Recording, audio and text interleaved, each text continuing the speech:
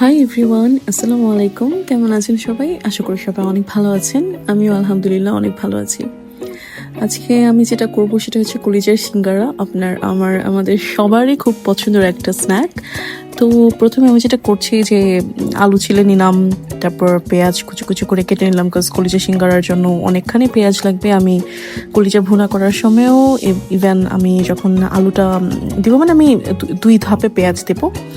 তো এরপরে এই যে আমার ফ্রিজে অনেকগুলা মুরগির কলিজা ছিল, তো সেগুলো এখানে আমি ভালো করে পরিষ্কার করে ধুয়ে নিচ্ছি। যদিও ধোয়া ছিল, তারপর একটু রক্তের যতটুকু পানি আমার মনে হচ্ছে ধোয়া উচিত, আমি ততটুকু ধুয়ে পরিষ্কার করে নিলাম।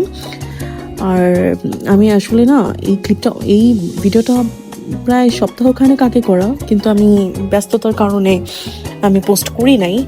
আজকে অনেকগুলো হয়তো ক্লিপ মিস গেছে, আমি খুঁজে খুঁজে পাচ্ছিলাম না যখন এডিট করছিলাম, হয়তো ভুলে গেছি বা আসলে কাজ করার সময় তো এত কিছু খেয়াল থাকে না।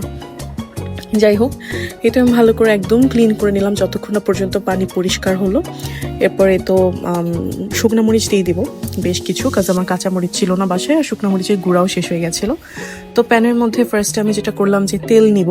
তেল খুব বেশি একটা দিব না, জাস্ট ভাজার জন্য যতটুকু লাগে, যাতে মশলাটা লেগে না যায়। তারপর পেঁয়াজটা আমি ভালো করে ভেজে নিচ্ছি।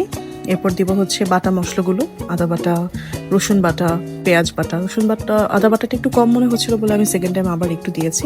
তারপর সেটা ভালো করে ভেজে নেব যাতে কোনো গন্ধ না থাকে, বিকজ এটা যেহেতু ভাত দিয়ে খাওয়া হবে না, পুরাটা মশলাই মুখে পড়বে।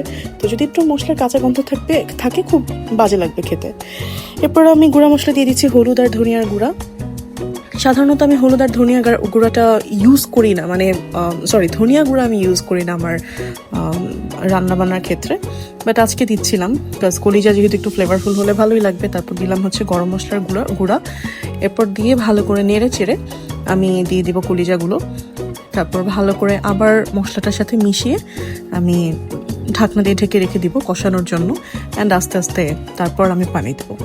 তো আমি যখন হচ্ছে কষানো প্রায় হয়ে গেছিলো, কলিজাটা একটু শক্ত হয়ে গেছে, তখন আমি অল্প একটু পানি দিয়েছিলাম। আর এই তো আমার বেশ কিছু আলু আমি নিয়েছি, শুকনো মরিচ দিয়ে আমি ভালো করে আলুগুলো চটকে নিচ্ছি। আমি আসলে আলু কেটে কেটে দিব না, আমি আলু এটা মাখা করে ঝুরা ঝুরা করে কলিজার সাথে মিক্সড করব। আসলে পরের ক্লিপটা আমার আর নেওয়া হয় নাই। তো এরপরে যে আমি ময়দাটা মাখাচ্ছিলাম। আপনারা হয়তো জানেন যে সিঙ্গারার জন্য ময়দা এবং সমুচের জন্য আটা দরকার হয়, মানে আমরা ইউজ করি এভাবে। তো আমি প্রিপেয়ার করছিলাম ময়দা ভালো করে, আর অনেক দিন পরে করছি। আমার মানে অনেক কিছু ভুল হতে পারে, যেমন প্রথমে সিঙ্গারা প্যাচ দিতে আমার খুবই কষ্ট হচ্ছিল এতদিন পরে। আমি লাস্ট মনে হয় রমজান মাসে করেছিলাম, এরপর আমার আর করা হয়নি। আসার মধ্যে যদি কারো খেতে ইচ্ছা করে, বেশিরভাগ সময় বাইরে থেকেই খাওয়া হয়। তো এই তো আমি যদি কেউ চায় তাহলে আমি মেজারমেন্টটা দিয়ে দিতে পারি, কতটুকু পরিমাপ ছিল, কতটুকু কি ছিল না ছিল। তারপর এই তো আমি ভালো করে আটাটা কষলে নিলাম। একটা জিনিস খেয়াল রাখতে হবে যে আগেই কখনো আটার মধ্যে আপনি বেশি পানি দিতে যাবেন না, কারণ আপনি যখন বেশি পানি দিবেন তখন মাখতে মাখতে হাতের মধ্যে কিন্তু অবশ্যই হাতের একটা টেম্পারেচার থাকে, যার কারণে আটা আরও বেশি নরম হয়ে যায়। তো আস্তে ধীরে পানি দিয়ে অল্প অল্প বুঝে বুঝে আপনি আটার মানে ময়দার আপনি শক্তটা বুঝতে পারবেন। তারপরে তো আমার মাখা প্রায় হয়ে গেছে। এটা আমি রেস্টে রেখে দিব প্রায় 30 মিনিটস টু 40 মিনিটসের মতো। আর দেখবো যে আমি যখন এটা বানানো হলো, এরপর আমি আঙুল ডুবাই দেখবো, মানে আঙুল দিয়ে দাবায় দাবায় দেখবো যে এটা আবার জাম্প ব্যাক করে কিনা। যদি এটা জাম্প ব্যাক করে তাহলে সেটা আসলে পরোটার জন্য রেডি হয়েছে, কিন্তু সিঙ্গারার জন্য না, এটা একটু শক্তই হয় সাধারণত। এরপর এই তো আমি একা হাতে কাজ, আমি কোন ক্লিপ কি দিয়ে আগাম মাথা আমি কিভাবে কি করেছি, বাট তারপরেও যতটুকু চেষ্টা করেছি আমি রেকর্ড করার।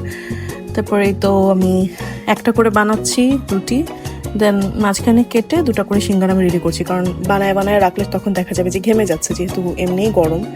আর আমি একটু মানে খুব বেশি পাতলা করছি না, একটু মোটাই করছি, কারণ অনেক সময় দেখা যায় আমি যেহেতু এটা ফ্রিজে সংরক্ষণ করব, দেখা যাবে যে হয়তো বের করার সময় জিনিসটা ভেঙে যাবে, বা হয়তো এমন হবে যে পাতলা হলে ভিতর থেকে বের হয়ে যায়। তো তারপর এই তো আমার বানানো শেষ। আর এই যে তেলে ভাজলাম, ভেজে ভেজে চায়ের সাথে সার্ভ করব। তো ভালো থাকবেন সবাই, সবাইকে অনেক অনেক থ্যাঙ্কস। আল্লাহ হাফেজ।